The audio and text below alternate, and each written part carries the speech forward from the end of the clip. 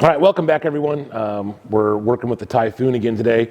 Just going through some basic settings, kind of a first setup, showing you some of the features. Today we're going to be doing the DC side of the machine.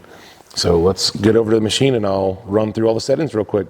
All right, so here we are at the machine. Today we're running our Typhoon 330, but between the 230, the 330, and the 500, the menus are all the same. So we're going to go over to DC today, hit our little over arrow. Now we're on DC. So again, we select everything. We scroll through with the knob. We have our up and down arrow to select our upper and lower menu. So you can see we're on pedal remote, tungsten mode, we're on manual, high frequency start. We're gonna go ahead and turn this pulse off for now, but on the Typhoon, we do have DC pulse wave shapes. So we have square, triangle, and sine, and trapezoid for our wave shape pulse. So this actually controls how you ramp up and how you ramp down into your highs and lows. So you can really, with like a sine pulse, you can really get kind of like a pedal pulse feel to it. So it's a slower ramp up and ramp down instead of a straight up and down. So we're gonna go ahead and turn pulse off for now. Just do a real basic setup. We also have a spot and a fast tack, which we'll go over here in a little bit. So we come up to our pre-flow, again, press in to select. We'll go 1 second pre-flow, press again to deselect. So here we are at our start amps. We have a minimum of 2 amps. Of course, this is the 330. So we've got 330 start amps if you wanted to blow your tungsten up. We're gonna go ahead and leave that on our minimum. So minimum there. Got our main amps. Let's just go ahead and turn it up to 201. Then we have our post flow. Again, we have a fine adjustment like we did on our EXTs, but you can also push in and get a coarse adjustment. So we can go up to 60 seconds of post flow. Obviously, you can go all the way down to none if you want to burn your tungsten up too. I'll go ahead and set that to 10 for now. So there's your basic settings for your DC TIG side. Again, at the top of the menu, we're on 240 volts, TIG, DC in manual mode. We also have power set for DC where you can put in your material thickness, your material type, your tungsten diameter, your joint type, and we'll kind of give you a rough setting to get started. Again, you do have some range of adjustment for your amperage within that as well, but we'll leave power set off for now. So just a couple more features of the Typhoon on the DC side. Again, we can go down to our lower menu. We'll go ahead and turn our pulse on. So as we turned our pulse on, this obviously opened up a lot more options. So our pulse time is our amount of time on or at our higher amperage. So 60% is a pretty decent start. Pulse frequency is how many pulses per second. So for pulse frequency, I like 1.8. You can down to 0.1. You can also, even with the coarse adjustment, you have to scroll for a while, but 999.9 hertz. So let's call it 1,000 hertz DC pulse. And we can run a couple beads with some super high pulse. What this will do is it'll give you a lot of arc stability. And that's what a high-speed pulse is for, is it really concentrates the arc. It gives you a super stable, very rigid arc. And we'll run a couple beads with that real quick just to show you what that can do. It actually starts sounding like you're running AC because the pulse is so fast and the frequency and the pitch is so high. It kind of sounds like you're running AC even though you're on DC. So we'll do that here in a second.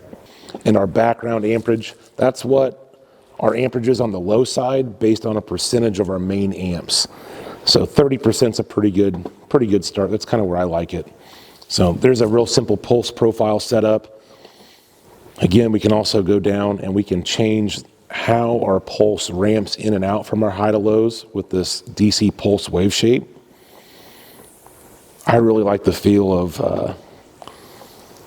a sine because it does feel like more like a pedal pulse. It's a little softer transition up and down. You can kind of play with that and you get a lot different feel with those different pulse waveforms. The pulse setting on. Yeah, so it's All right, so we're going to make a real quick run on pulse. We're going to go up to our maximum, the 999.9 hertz. You're not going to be able to see this pulse. It's too fast without a super expensive camera, but we're just going to run a bead with it, show you what it sounds like and how stable the arc is. 1000 hertz DC pulse. So we're just running a little lab joint here, not trying to do anything fancy, just fusing it, just kind of showing you what this pulse sounds and looks like.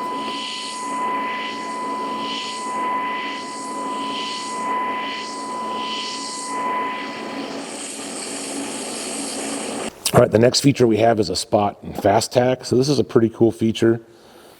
It's a lot like a pulse, but it's an on and off. It's not a high and low, it's an on and off. So you can do like a 1 second, let's see, like a 1 second tack.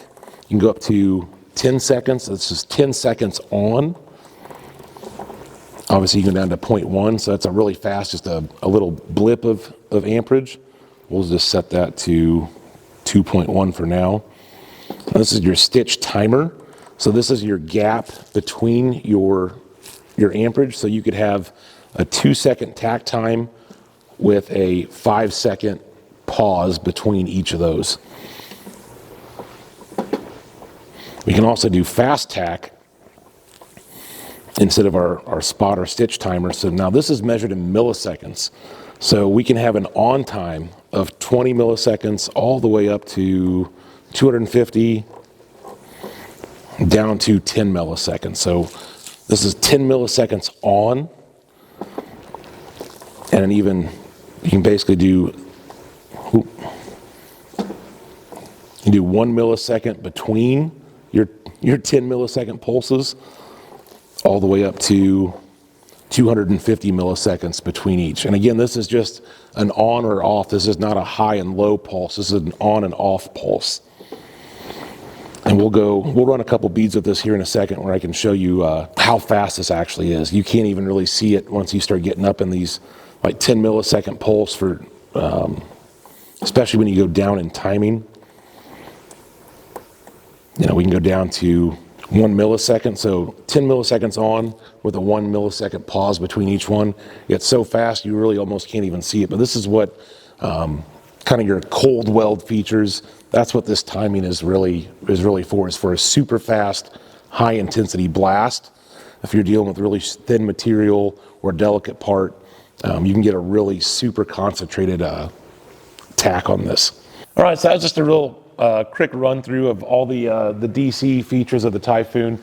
Again, between the 230, 330, and 500, the features and menu are all the same. So you just have an amperage increase difference is the only difference between them.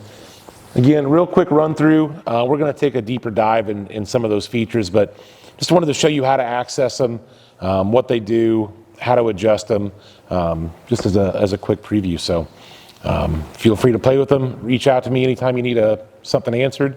Facebook, Instagram, McCollum.weldfab on Instagram and TikTok.